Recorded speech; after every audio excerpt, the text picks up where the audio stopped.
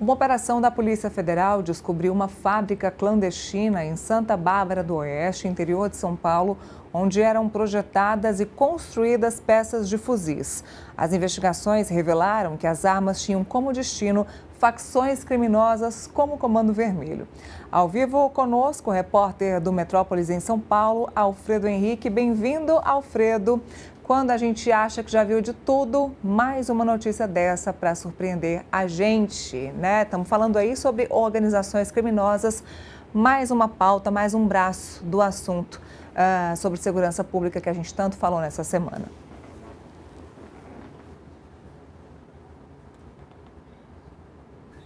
A todos que nos veem, né?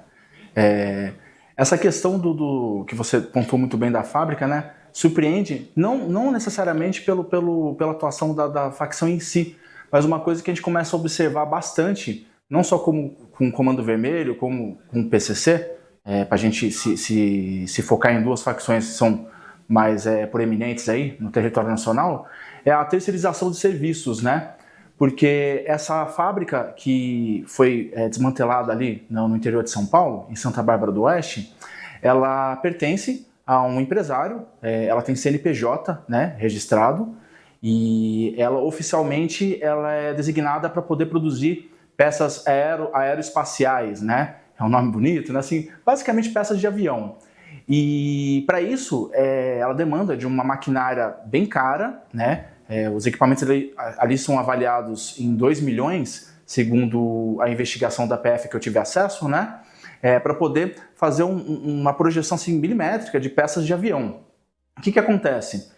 Esse empresário, ele, por algum motivo, foi procurado aí pela facção, né? Não só pelo Comando Vermelho, que mostra as investigações, outras facções do Rio também compravam esse tipo de armamento, né? E milícias também estão no alvo aí da Polícia Federal.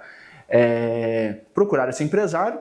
Ele acabou cedendo ali o espaço dele, fazendo tipo um arrendamento da fábrica, cobrando um valor de R$69 mil por mês, para que esse grupo pudesse produzir ali, com a estrutura que ele tinha para fazer peças aeroespaciais, fazer esses armamentos aí, a gente pode dizer assim, piratas, né? Porque eles são muito idênticos aos que são feitos oficialmente em fábricas legalizadas, né, que tem permissão para esse tipo de produção, com o diferencial de que elas tinham uma vida útil um pouco menor, segundo foi avaliado pela própria PF, né?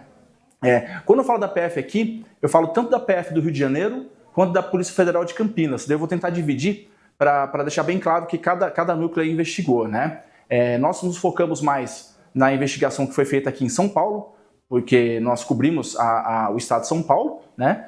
Mas não tem como não mencionar o estado do Rio, porque tem essa inter-relação entre esses grupos, né? Porque o que era feito aqui era mandado para lá, né? O que acontece? Esse empresário ele cedeu o polo industrial dele para esse pessoal fazer a produção e ele, obviamente, tirava ali o dinheiro com base nesse arrendamento que era feito ali, né? Uma coisa que chamou a atenção na investigação foi o quê? Quando fizeram a batida lá, foi a Polícia Federal de Campinas em parceria com o BAEP, né? Que é um batalhão de ações especiais da PM aqui de São Paulo, né? Que seria como se fosse um batalhão de choque do interior, tipo uma rota do interior, né? Para ficar mais ilustrativo. Eles vão lá, fazem a batida e flagram realmente que acontece a produção de fuzis ali naquela fábrica. E por que eles descobriram isso? Começou a chamar a atenção que essa fábrica ela começou a funcionar em períodos assim, de fim de semana e período noturno. Então, assim, ela fazia produção de peças de avião, né? Que ela de fato está registrada, só que aos fins de semana e no período noturno percebiam que a produção continuava. Isso começou a chamar a atenção das autoridades, né?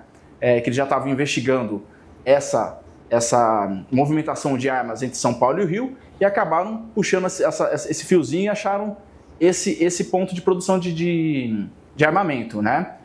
Porque isso de alguma forma não, isso veio do Rio, né? Porque as polícias vão trocando informação. Fizeram a batida, localizaram, viram que tinha produção de armas. E o que chamou a atenção foi o seguinte: quando eles quebraram ali o sigilo dos computadores, dos equipamentos eletrônicos que foram apreendidos, Eles descobriram que pessoas assim de alto conhecimento técnico estavam ajudando a quadrilha, porque as armas elas eram feitas num sistema que é o controle numérico computadorizado, que é o CNC, né? Que é um programa ali que eles fazem uma projeção 3D, fazem todo um cálculo preciso ali para poder fazer as peças dos armamentos, né? Não necessariamente todos os fuzis eram feitos ali, mas assim, as peças para a produção em larga escala de fuzil eram todas produzidas ali, por esse núcleo criminoso terceirizado, que é o que a gente está observando bastante ultimamente, né?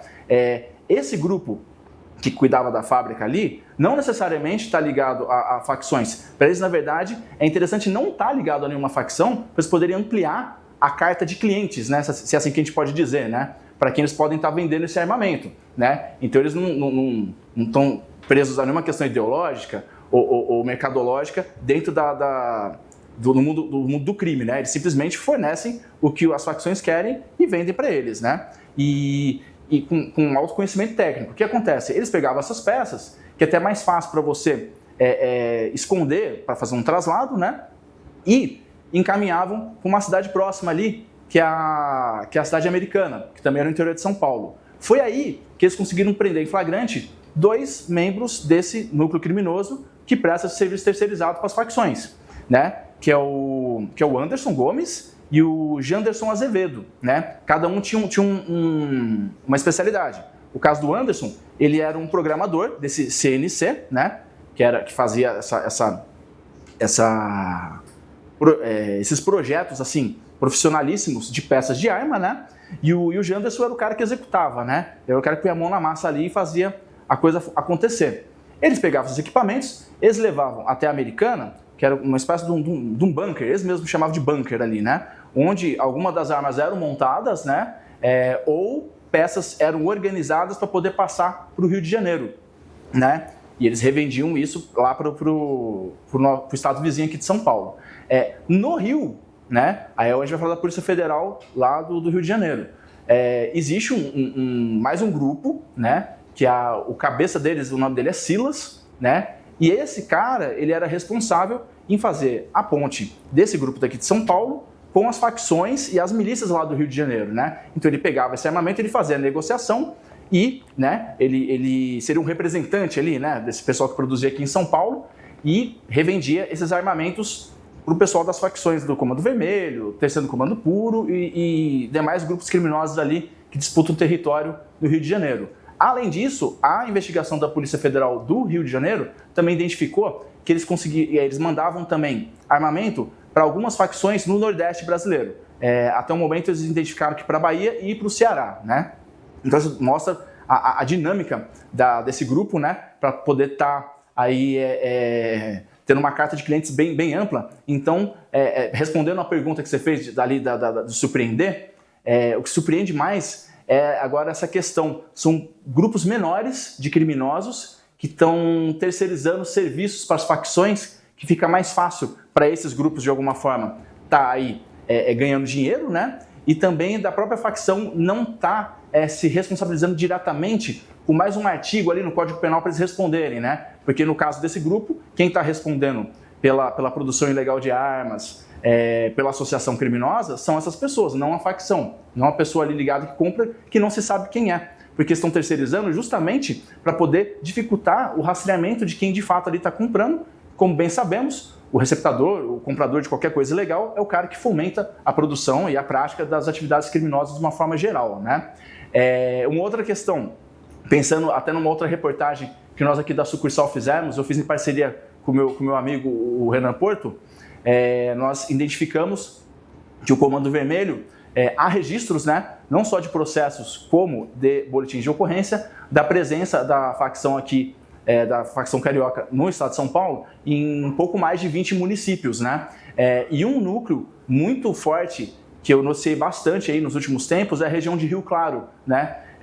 Onde há um grupo, uma quadrilha local muito forte, que ficou conhecida aí como o Bando do Magrelo, né? Ou o Bonde do Magrelo, e depois identificou-se que, com a prisão dele, uma outra figura do crime, que o nome é Bode, né, cujo nome é Bode, dentro do crime é conhecido como Bode, ele assumiu ali toda a estrutura que foi deixada pelo Magrello, identificou-se que o bode ele é um elo do Comando Vermelho em São Paulo, não só um elo, ele é considerado uma liderança do Comando Vermelho ali na região de Rio Claro. Então a gente pode afirmar que existe uma célula do Comando Vermelho em São Paulo, no estado de São Paulo, em Rio Claro, muito forte, que expandiu já ali os seus tentáculos para outros municípios, né? Pelo menos de 8 a 10 municípios, só esse núcleo ali comanda as atividades, né? E a gente identificou que, além disso, pelo menos um pouco mais de 20 cidades já estão com a presença do Comando Vermelho. Por quê? Porque o PCC, sabemos bem que surgiu aqui em São Paulo, né? Considerada aí pelas autoridades a maior facção do Brasil, pensando no poderio econômico e de influência que eles têm, né? O PCC começou a ganhar essa força quando ele começou a perceber que era muito mais rentável mandar drogas para o exterior e se focar no tráfico internacional, né? Então eles começaram a ter lucros bilionários, né? Foi até uma apuração exclusiva que nós fizemos aqui em São Paulo. A gente conseguiu com o promotor Lincoln Garcia, ele conversou comigo e ele confirmou que por ano, numa estimativa assim conservadora, o PCC ele consegue faturar 10 bilhões de reais só enviando drogas pelo Porto de Santos. Quando a gente fala em estimativa conservadora, é porque assim, eles estão jogando baixo, a tendência é que seja muito mais do que isso, né? Só de São Paulo eles conseguem despachar 10 bilhões de reais de cocaína para a Europa por ano. Então assim, eles começaram a se desinteressar pelo tráfico local, né? Não que eles abriram mão, só que o PCC tem um perfil mais empresarial, né? Que foi aí organizado, fundamentado pelo Marcola quando ele assumiu a liderança da facção em 2000, né? Que eles querem ganhar dinheiro, né? Eles não se preocupam muito em fazer embates, disputar território de uma forma violenta, como o Comando Vermelho faz, né?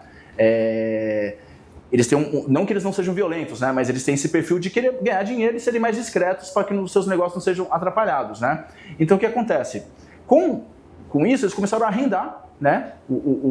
Os pontos de venda de droga, que são conhecidos como biqueiras, né? Aqui em São Paulo, né? As bocas de fumo, as biqueiras. E até numa entrevista com o próprio Lincoln Garcia que eu fiz, ele deixou bem claro. Ele falou, todos os pontos de droga de São Paulo, até aquela ocasião que nós conversamos, né? Precisariam do aval do PCC para funcionarem, né? E qual que seria o aval? É a pessoa que está vendendo droga passar uma parte do que ele está recebendo ali, né? Pagar para poder estar vendendo droga, né? Só que isso está mudando. Por quê?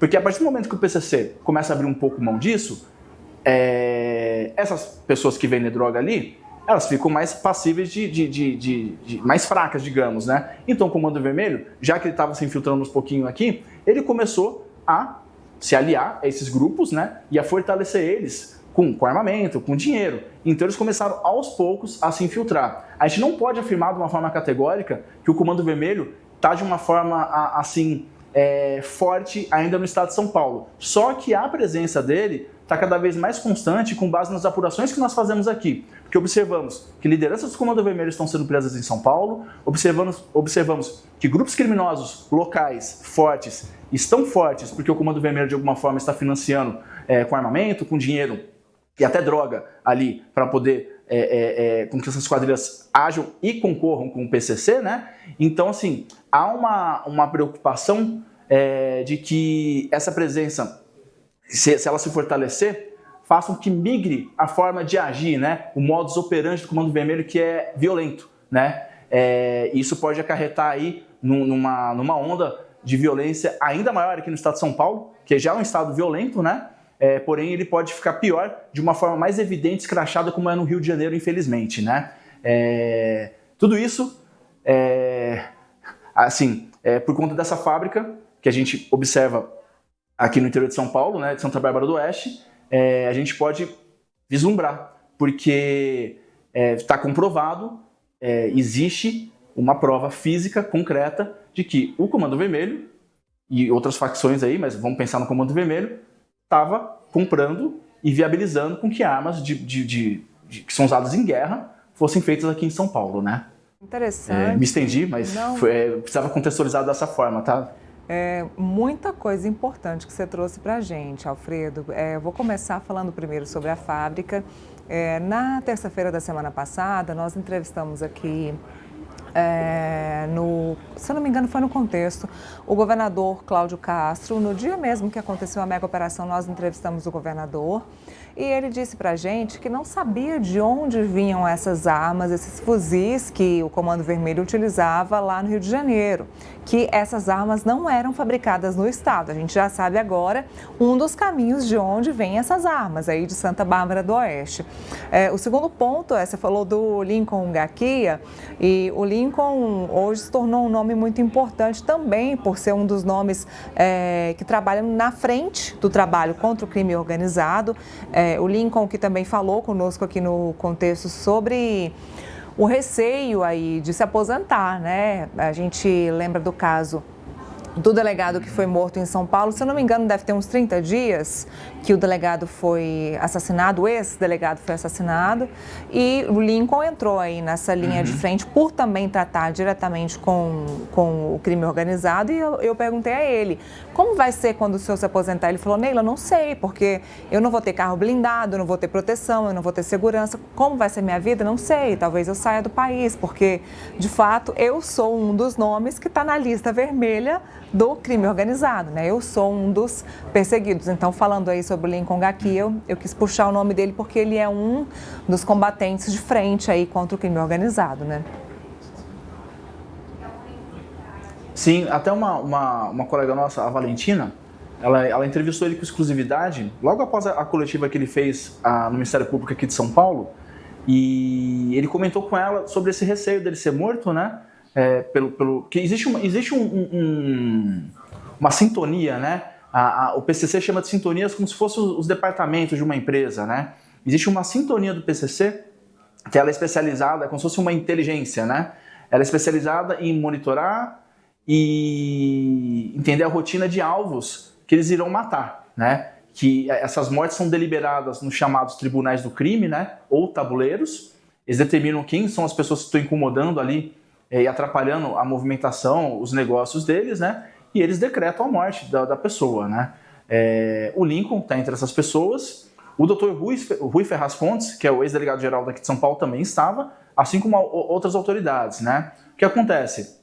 O Dr. Rui, ele se aposentou, ele foi para Praia Grande, no litoral paulista, né? E ele assumiu um cargo de secretário da administração da Praia Grande. E ele continuou ali com serviço público, trabalhando, e ele acabou sendo morto aí. Noticiamos bem esse caso aqui para São Paulo, né? Ele foi morto com um fuzil, houve uma perseguição, ele acabou perdendo o controle do carro e ele foi executado ali de uma forma bem tática e profissional, né? Que até a suspeita aí que sempre acontece esse tipo de situação é o envolvimento de agentes públicos, né? Policiais militares ou civis, né? Como se constatou em outros casos que já nós cobrimos também, né? E assim, onde eu queria chegar? O Dr. Lincoln conversou com a Valentina o seguinte, quando ele conversou com um membro dessa sintonia, que é responsável por matar as autoridades, ele comentou dessa questão do Dr. Rui, né? Ou de outras pessoas. Ele fala que o Dr. Lincoln já tomou algumas medidas para tentar atrapalhar a ação desse núcleo do PCC, e ele falou, doutor, o senhor colocou o dedo no ponteiro, deu um tempo, você teve que tirar, o ponteiro continuou rodando, então assim, eles não têm pressa para matar as pessoas, então assim, no momento certo que eles perceberam que havia uma vulnerabilidade do Dr. Rui, eles agiram, tanto que algumas câmeras flagraram, o carro que foi usado no crime, ele para, questões de minutos antes do carro do Dr. Rui sair da secretaria, que ele já sabia a rotina dele. Ele já sabia antes do carro aparecer que já estava chegando, que já saiu do farol para seguir. E assim, o carro passa e já vão atirando com um fuzil, né? E concluíram a missão, né? Que ele até comentou, esse criminoso comentou com o Dr. Lincoln. Ele falou, missão dada, missão cumprida. Então assim, se a gente foi dada a missão de matar alguém, a gente vai matar, não importa o tempo. E ele falou, e o senhor também está com seus dias aí contados. Então vocês deixaram bem claro que a primeira brecha, a primeira oportunidade que eles tiverem, que baixar a guarda do Dr. Lincoln, eles vão matar ele também, né? Que é até uma questão simbólica para a facção matar uma pessoa como o Dr. Lincoln, porque ele é uma figura que possibilitou com que grandes lideranças fossem presas, encaminhados para presídios federais, né, que tem um regime diferenciado aí, que dificulta o contato deles com seus parceiros e que eles influenciem de alguma forma aí na logística da facção, né? Então ele é uma figura que incomodou muito, né? Que o que sabemos do PCC até hoje, majoritariamente, vem por conta das investigações do Dr. Rui, né? E ele acompanha a facção desde quase dos primórdios, né? Ele pega ali desde os ataques do início dos anos 2000 para cá, ele acompanha e investiga e trouxe à tona muitos nomes, né? E tornou público muitas questões internas, como o próprio racha, que sabemos que existe dentro, entre o Marcola e um outro núcleo ali da sintonia final, né? As lideranças estão rachadas e ele que possibilitou que soubéssemos, né, a população sobre essa questão, que mostra ali que dentro do próprio PCC tem esse problema ali, né, de disputa de poder, e independentemente disso a facção continua com suas atividades e deixou bem claro que não importa qual dos núcleos rachados ali do PCC, o Dr. Lincoln ele é o alvo que infelizmente eles querem de alguma forma eliminar, né? E uma coisa interessante, falando do PCC e agora falando do Comando Vermelho também, o PCC, essa expansão que o PCC tem hoje, né, no tráfico internacional, ela surge quando o PCC mata o rei da fronteira no Paraguai, né? E nessa ocasião o PCC ele era parceiro do Comando Vermelho. Não diria parceiro, eles tinham um acordo, né, de cavalheiros ali, de não violência, de não atrapalhar os negócios um do outro. Tanto que há uma conversa de bastidores, né, com mais de uma fonte que eu conversei, e é uma questão que é o seguinte: esse rei da fronteira, por ser um traficante muito importante de drogas, ele cuidava da fronteira do Paraguai com São Paulo, né, com o Brasil, que é muito estratégica, né, para o escoamento de drogas, para poder vir para o estado de São Paulo, que é a chamada também Rota Caipira, né, que a partir dela eles vão distribuindo drogas para o interior até chegar no porto e mandar para o além-mar, né, tanto para a África quanto para a Europa. O que acontece? O Comando Vermelho, ele pega, o PCC pega com o Comando Vermelho uma metralhadora antiaérea, que são as .50, né, que era um tipo de armamento que é muito comum no Rio, que eles costumam atirar contra helicópteros, né, das autoridades. Já há casos de aeronaves que foram atingidas por esse tipo de armamento lá, né. Ela tem um alto poder de perfuração e de destruição. O que acontece? Sabendo que esse rei da fronteira andava com carros blindados, eles adaptaram uma carroceria de uma caminhonete, treinaram uma pessoa para atirar com essa .50, esperaram o PCC com uma arma do Comando Vermelho. Quando foi a ocasião, eles conseguiram executar esse rei da fronteira. Assim, uma munição de uma .50 é desse tamanho. Se você pegar ela na mão e jogar com força contra uma pessoa, periga você machucar grave uma pessoa sem precisar da arma, né? Eles conseguiram perfurar, obviamente, o carro do rei da fronteira, mataram ele numa cena assim, numa estrutura cinematográfica. A pessoa que operou a arma, o tranco foi tão poderoso que ele teve uma lesão grave na mandíbula, precisou ser internado, né? Ele acabou sendo preso por isso, por conta da lesão que ele teve no maxilar do tranco da arma, né? E a partir desse momento, o PCC rompe com o Comando Vermelho. A partir de agora a gente não é mais parceiro, a gente é rival de novo, né? Porque eles conseguiram o que eles queriam, eles tomaram a fronteira. Porque a partir do Paraguai, eles conseguem pegar tanto cocaína que vem da Colômbia quanto da Bolívia. Então eles conseguem escoar essa droga, e também a maconha, né, que é feita ali no Paraguai, eles conseguem pegar essa droga e escoar para São Paulo, passar pela Rota Caipira. Assim, essa vantagem que eles ganharam, eles acabaram aos poucos ganhando uma desvantagem, que é o quê? Como eles começaram a se desinteressar pelo tráfico local, a gente observa, na apuração que o Renan e eu fizemos, que, coincidentemente, parte das cidades em que o Comando Vermelho começou a ser identificado, elas meio que fazem parte dessa Rota Caipira. Então a gente desconfia que pode ser, assim, é uma desconfiança nossa aqui, a gente precisa conversar com autoridades para poder ver se existe alguma investigação nesse sentido. Mas, por coincidência, esse avanço do Comando Vermelho no estado de São Paulo coincide com algumas cidades dessa Rota Caipira. Então a gente imagina que eles podem estar tentando de alguma forma ganhar territórios ali para tentar também conseguir fazer passar a droga pelo estado de São Paulo, que sai mais barato para chegar no Rio de Janeiro.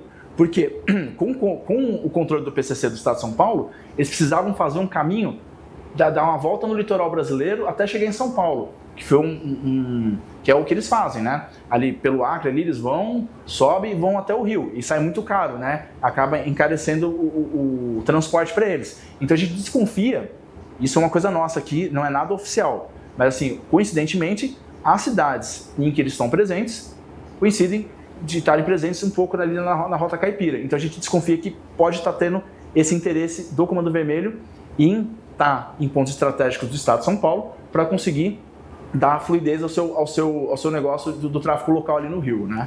Muito bem. Tá aí mais um dia de segurança pública aqui no Contexto, muito bem contextualizado aí pelo Alfredo. Alfredo, obrigada por todas as informações e por toda a análise aqui comigo, viu? Até a próxima. Até. Agradeço pelo espaço.